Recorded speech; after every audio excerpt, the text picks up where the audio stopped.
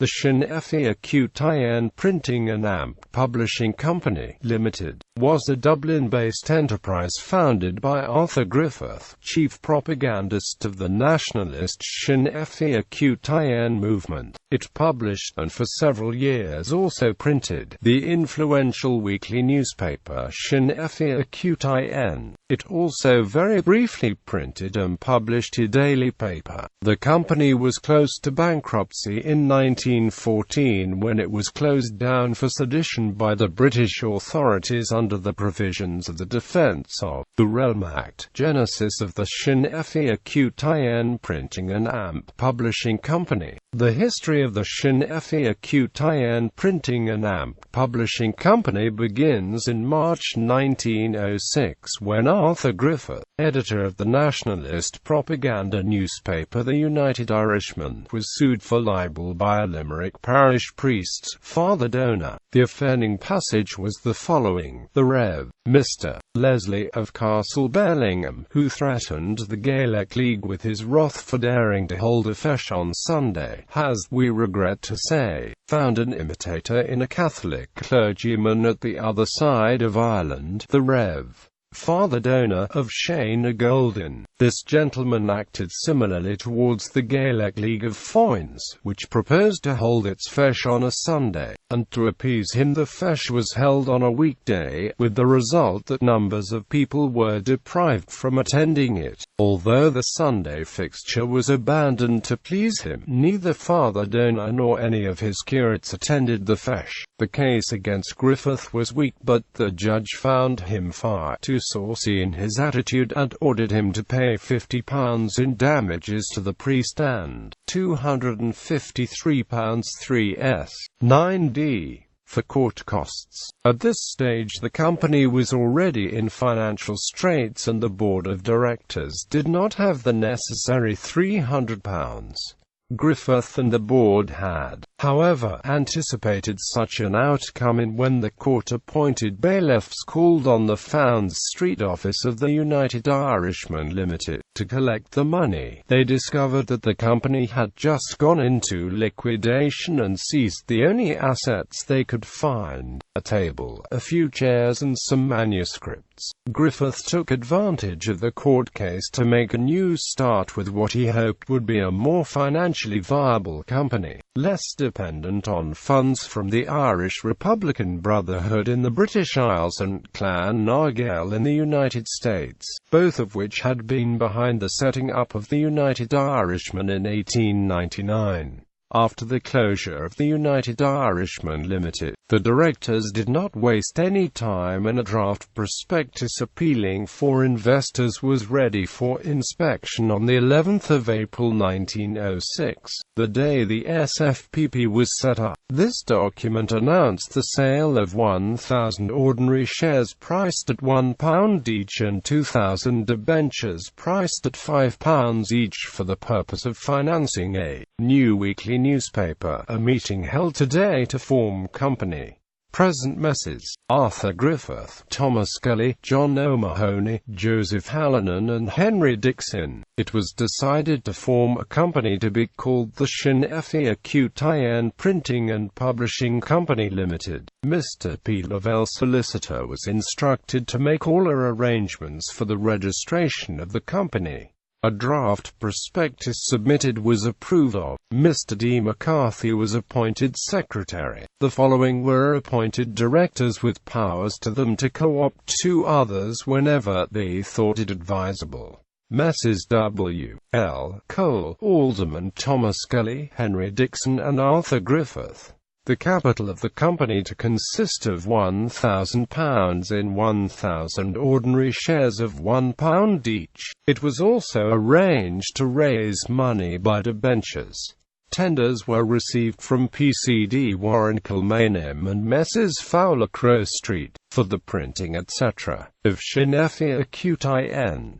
It was decided to accept the tender of Messrs. Fowler, Mr. Lavelle solicitor, was instructed to prepare debentures at a second meeting on the 23rd of April. It was reported that applications for 55 shares had already been received. Arthur Griffith was appointed managing director and editor of Sinn Féin.It at a salary of £200 per year.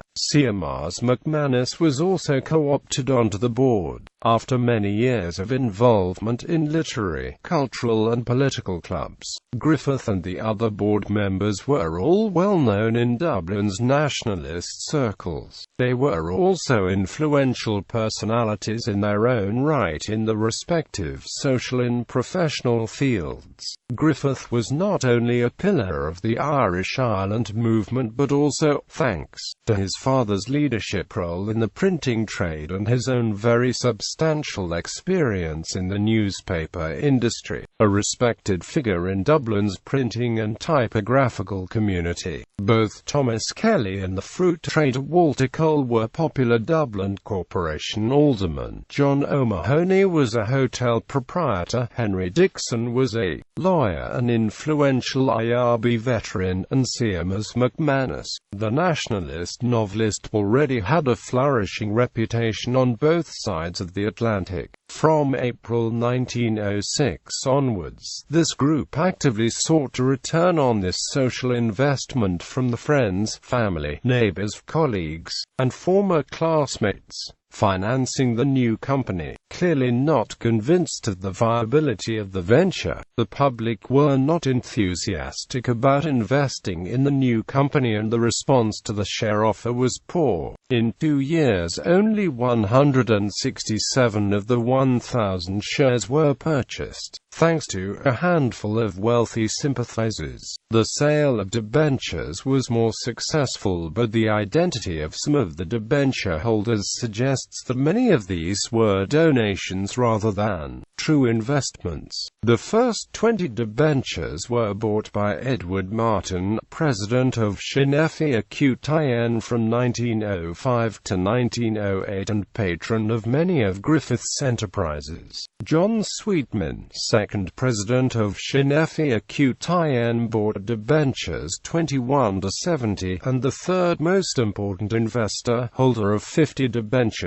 was Roger Casement, also a patron of many nationalist organizations until his execution in the aftermath of the 1916 Rising. In spite of this generosity, the ambition of the board to make the SFPP, as its name indicates, a printing company as well as a newspaper publishing company, could not yet be satisfied. The cost of fitting out a print shop was too high, and therefore, after a call for tenders, the printing of Sinn Féin was subcontracted to Fowler and Amp Co., a neighbor of the SFPP, which handled the printing of the newspaper until May 1908. For then until the autumn of 1910, the contract was given to N.C.L.O. Tumin, a Dublin company specialized in Irish language printing, which CMR's McManus had helped to set up several years previously. The Sinn Féin Daily, the first step towards the internalization of the printing of the newspaper, was taken on the 5th of October 1908, approximately 2 years after the setting up of the company, when the board launched a subscription for a daily edition of Sinn Féin. In spite of the reluctance of his friends to take such a financial risk, the astute Griffith was aware of a shift in Irish reading habits and was convinced that there was a market for a new daily newspaper. At the same time, the weekly Sinn Féin was finding it difficult to defend itself against attacks from its daily competitors. During the campaign from the North Leitrim by-election, where Charles J. Dolan ran for the Sinn Féin party, this was perceived as a serious handicap. Griffith decided to seize the moment. On the 24th of September 1908, 8,000 debentures at £1 each were put on sale. The reduced price was intended to allow as many supporters as possible to take part in the creation of the new newspaper. The promotional material accompanying the debenture application form explained why this was so important. No national newspaper exists in the daily press of Ireland, and Irish affairs are therefore treated by the existing press from the standpoints of rival English parties. A result of this denationalizing attitude is political chaos and economic impoverishment. The directors are convinced that the time is ripe for the foundation of a daily organ in the press of Ireland which, being free from the influence of any English party, will deal with the affairs of Ireland from the Irish standpoint, and whilst asserting the national distinctiveness and independence of Ireland will promote combination and agreement amongst all political sections in Ireland on the questions of language, land, taxation, industries, transit, poor law. Supporters with limited budgets were allowed to pay in 4 installments, but when a reader of the weekly newspaper, writing in the name of low-paid workers with large families, suggested the creation of savings clubs, Griffith encouraged the idea enthusiastically. The public response was more enthusiastic this time, and by the 7th of May 1909, the board had already received 3,386 applications. O'Searly's minutes for this period reflect an atmosphere of general optimism. The SFPP was in contact with several suppliers of printing equipment, was recruiting personnel, and was actively looking for a new publishing office and a location for its print shop.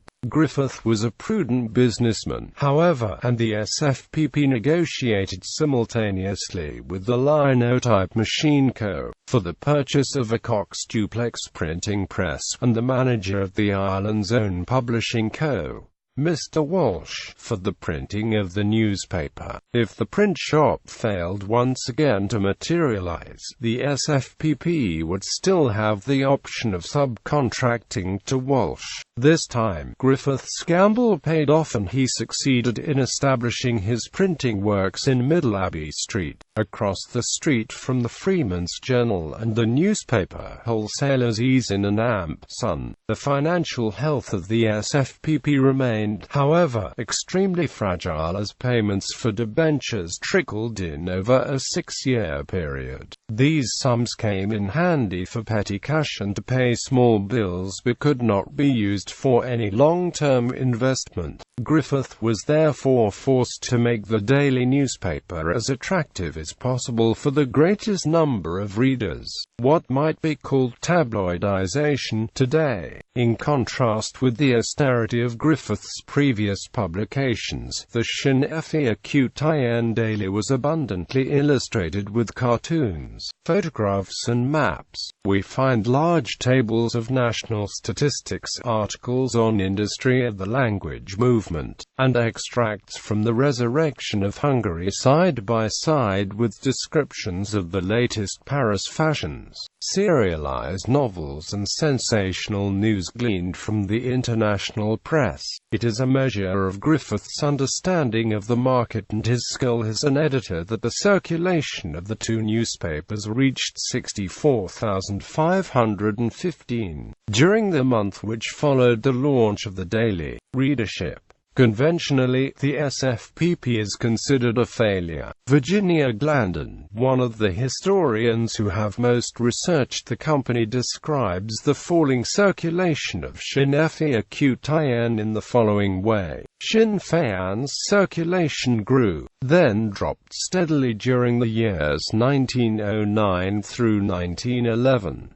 The number of copies distributed during the week of the 3rd of September 1909 totaled 64,515, with 25,515 copies going to various agents throughout Ireland, 32,482 to Eason's, a major Dublin outlet, 5,472 to cash sales, and 1,044 to subscribers. During the week of the 16th of January 1910, the daily circulated 29,961 copies and the weekly only 3,463.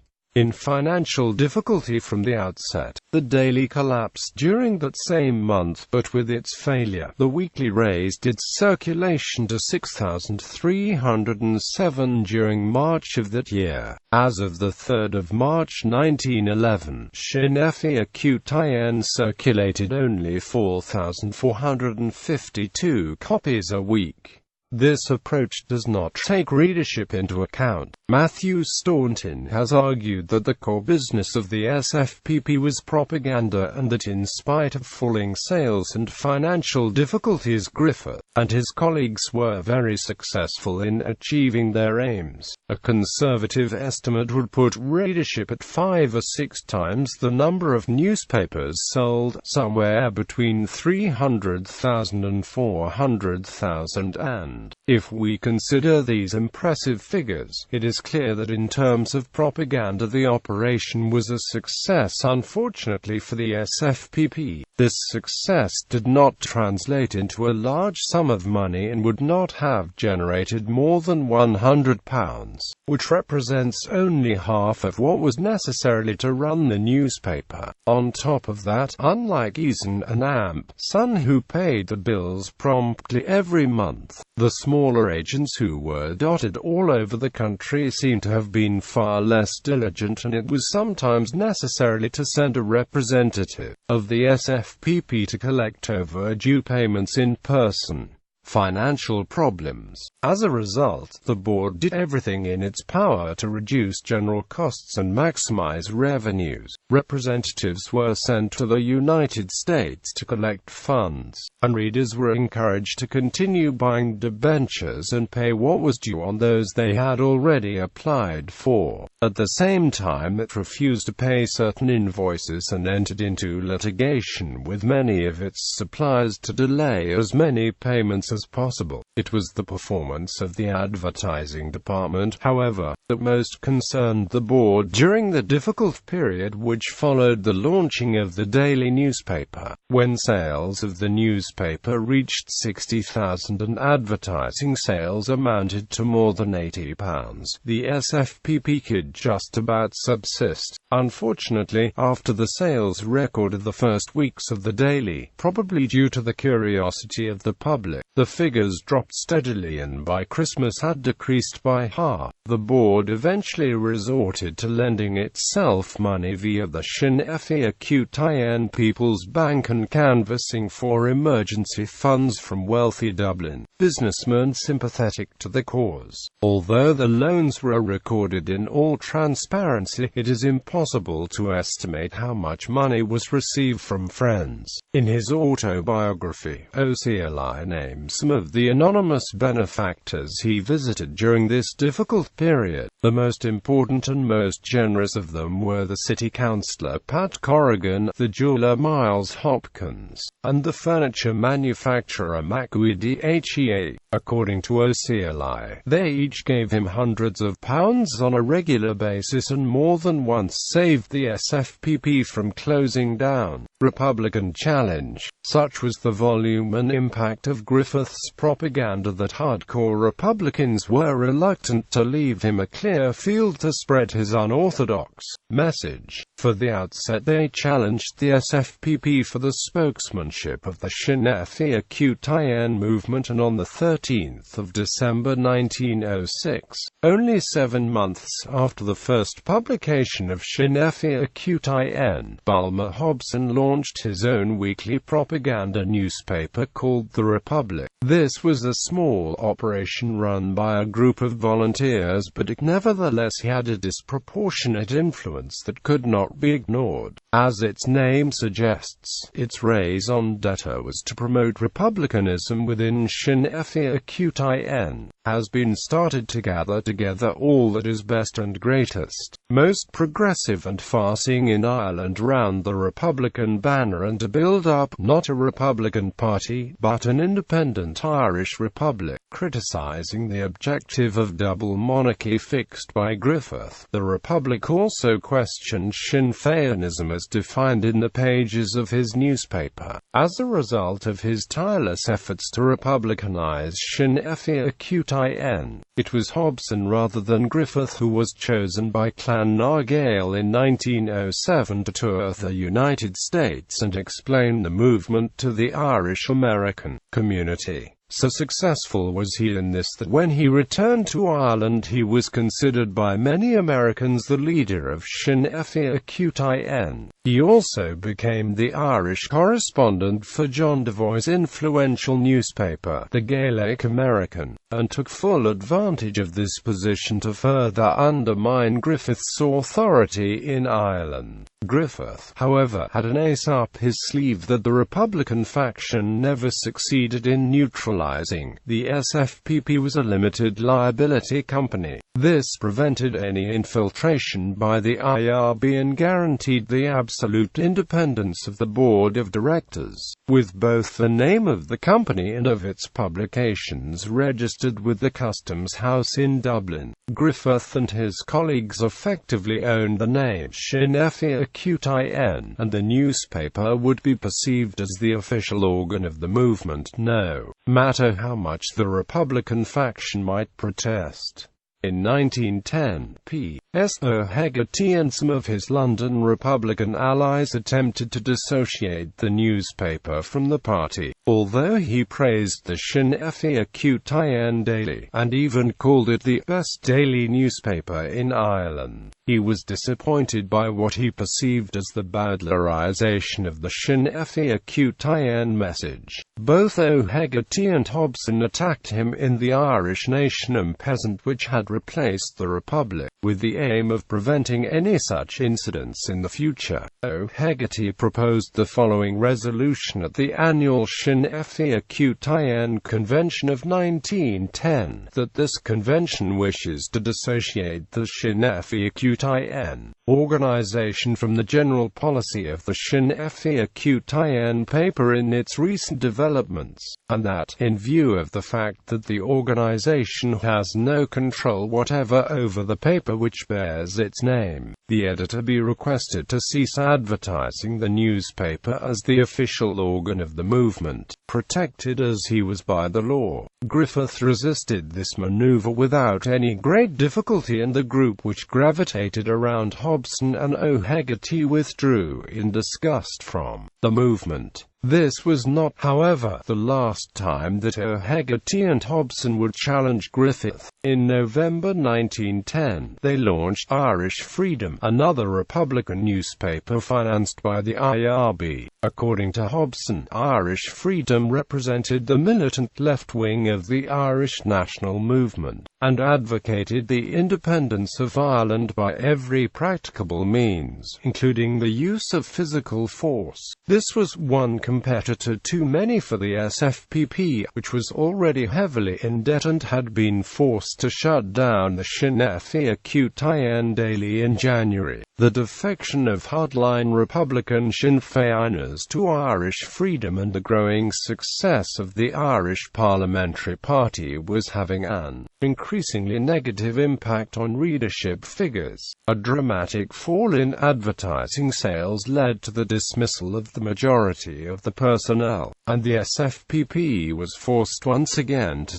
subcontract the printing of the newspaper. Gradually, what had been the best newspaper in Ireland became little more than a pamphlet, stripped of its illustrations and typographical flourishes. By the time the newspaper was banned by Dublin Castle in 1914, it had dwindled to 4 narrow pages containing a single block of text written exclusively by Griffith, with debts of almost £5,000. The shutting down of the newspaper allowed the board to escape the creditors in a relatively honourable fashion. O'Searle, who was the only person present when the Dublin Castle official came to announce the end, described this moment in his autobiography. "We didn't have a penny when we needed it most.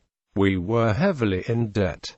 We couldn't pay the printers. The prescription of the newspaper by the castle came just in time. The military tyrants did us a real favor. They took our newspaper, but they left us with our honor. Because of the increasingly seditious content of Sinn Féin.It, it was inevitable that it would be banned. This may have been a deliberate strategy on his part to separate himself of the debt-ridden SFPP, blame the British authorities and get a new publishing project off the ground. The fact that Griffith had already started editing a new newspaper, Error Island, for the IRB before Sinn Féin.It was banned would support this to a certain extent. At the very least, it suggests that Griffith expected to be banned and was not prepared to tone down his language. Bibliography: Davis, Richard, Arthur Griffith, A Non-Violent Sinn Féin. Glendon, Virginia, Arthur Griffith and the Advanced Nationalist Press. Hobson, Bulmer, Ireland, Yesterday and Tomorrow. Matt Bryan, Arthur Griffith. McGee, Owen, The IRB, the Irish Republican Brotherhood from the Land League to Sinn Féin.It. O'Searle, Sean T. O'Doervere, Kieran, Sinn Féin.It. The First Election 1908. O'Doing, Sean, Arthur Griffith. Staunton, Matthew, The Nation Speaking to Itself, A History of the Sinn Féin Printing and Amp Publish Co. Limited 1906 to 1914. In the book In Ireland, J. Jennett, S. Mikowski, F. Garcia.